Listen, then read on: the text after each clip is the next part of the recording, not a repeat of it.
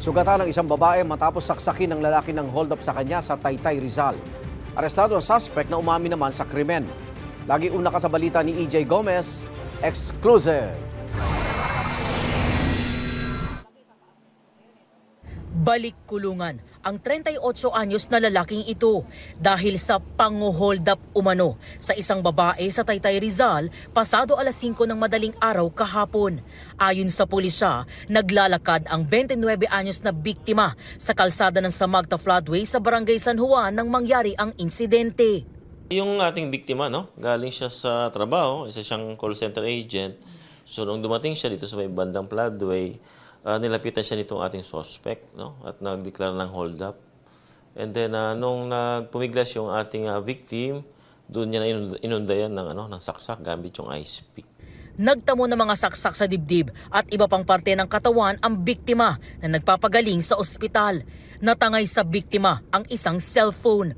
Sa follow-up operation ng Taytay Police, naaresto ang suspect na si alias JR sa kanya mismong bahay. Na-trace natin, nakita natin sa CCTV yung mukha nung suspect.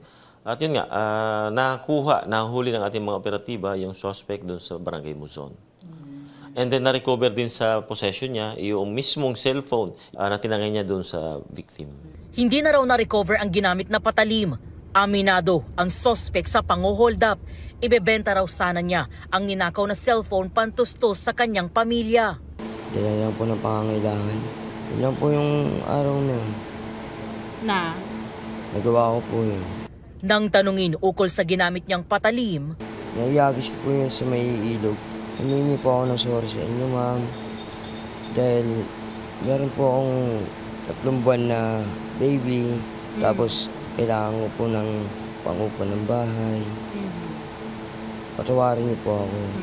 Sa records ng pulisya, dati nang nakulong dahil sa pang-hold up at illegal gambling ang suspect. Sasampahan siya ng reklamong robbery with frustrated homicide. Sinusubukan pa ng GMA Integrated News na kuna ng pahayag ang mga kaanak ng biktima. Ito ang unang balita. EJ Gomez para sa GMA Integrated News. Igan, mauna ka sa mga balita, mag-subscribe na sa GMA Integrated News sa YouTube para sa iba't ibang ulat sa ating bansa.